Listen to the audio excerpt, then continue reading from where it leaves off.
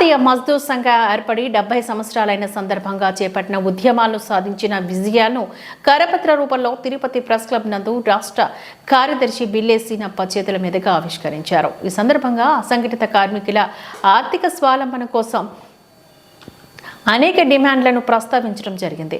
September 17న Vishwakarma జయంతిని జాతీయ కార్మిక దినోత్సవంగా జరపాలని డిమాండ్ చేయడం జరిగింది. అదేవిధంగా ఒకే దేశం ఒకే చట్టంతో పనిచేస్తున్న ప్రభుత్వం ప్రైవేట్ రవాణా కార్మికులకు కూడా ఒకే దేశం ఒకే ట్యాక్స్ అనే విధానాన్ని తీసుకురావాలని డిమాండ్ చేయడం జరిగింది.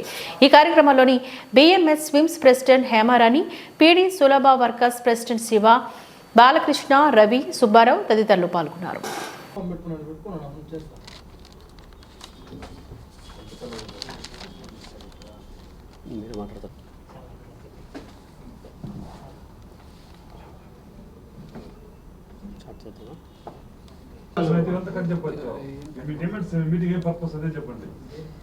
ఈఎస్ఐ పిఎఫ్ సౌకర్యం కల్పించింది.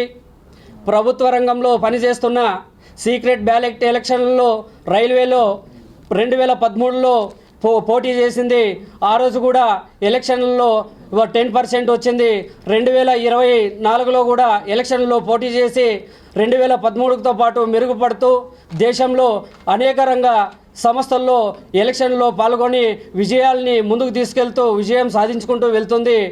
1996 నుండి దేశంలో అతిపెద్ద కార్మిక సంస్థగా నిలబడి అంతర్జాతీయ కార్మిక సంస్థ ILO ఈ యొక్క సమావేశంలో భారతీయ కార్మిక సంస్థగా ప్రాతినిధ్యం వహిస్తుంది. సమాజం పొందుతూ స్వతంత్రంగా పనిచేస్తున్న సంస్థ BMS కావున రాష్ట్రంలో ఉన్న అసంఘటిత సంఘటిత రంగ కార్మికులకు BMS సంఘాలలో సభ్యత్వం తీసుకొని జాతీయవాద కార్మిక సంఘం BMS బలపరచవలసిందిగా ఈ సందర్భంగా పిలుపునిస్తున్నాం. BMSను బలపడదాం, కార్మిక హక్కులను కాపాడదాం. భారత్ మాతాకి జై. ఓకే,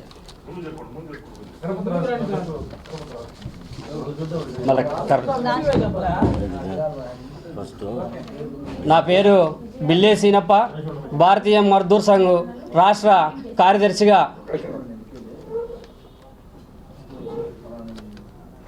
BMS రాష్ట్ర కార్యదర్శిగా బాధ్యతలు నిర్వహిస్తున్నాను. 70 సంవత్సరాలు BMS పూర్తి చేసుకున్న సందర్భంగా మా విజయాలన్నీ కరపత్రాలలో మేము ఏ విజయాలను అయితే సాధించామో కరపత్రాన్ని కార్మిక రంగాలలో అందరికీ కూడా కరపత్రాలని పంపిస్తూ మేము ప్రధానమైన ఏవైతే సాధించామో ప్రభుత్వ రంగ సంస్థల్లో సీక్రెట్ బ్యాలెట్ ఎలక్షన్ల కోసం కానీ కృషి చేసింది. ఎలాంటి మరిన్ని విజయాలు సాధించాము.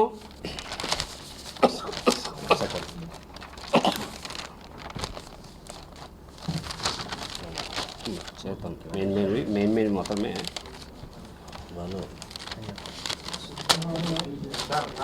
చాలండి.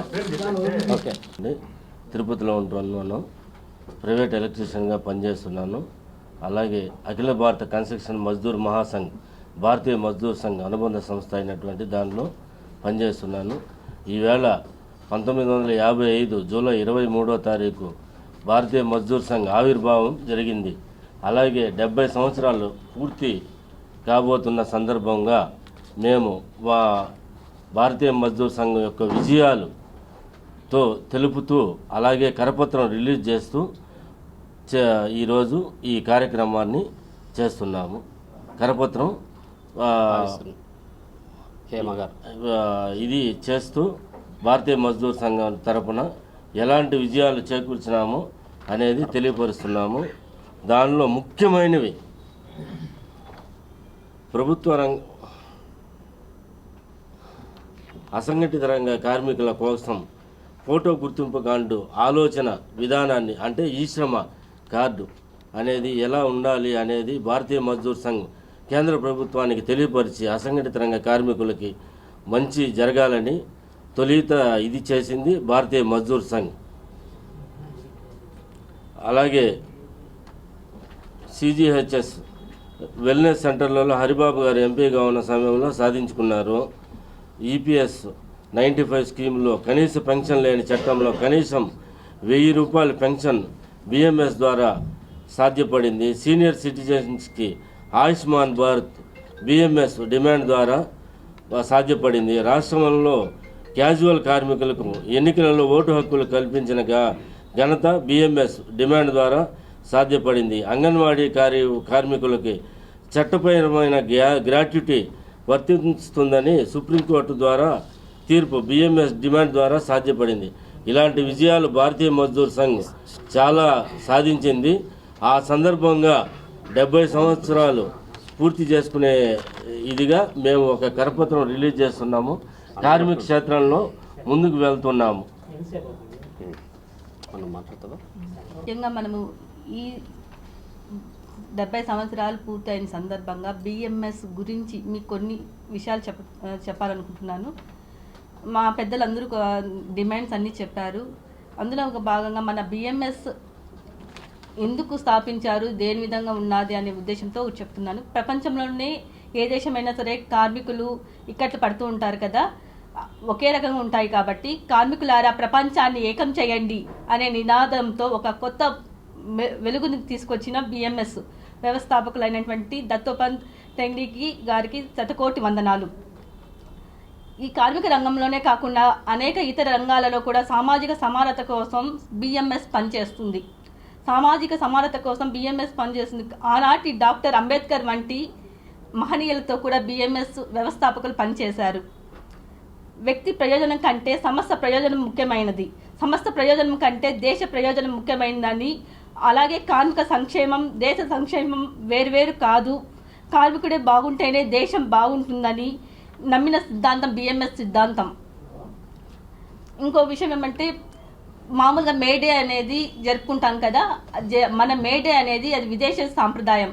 కాబట్టి మేము విశ్వకర్మ జయంతి రోజు అంటే సెప్టెంబర్ 17వ తేదీన మేము విశ్వకర్మ జయంతి సందర్భంగా కార్మికుల దినోత్సవంగా చేస్తున్నాం. అలాగే ప్రభుత్వాన్ని కూడా కోరుతున్నాం, సెప్టెంబర్ 17న కార్మికుల దినోత్సవం చేయాలని కోరుతున్నాం.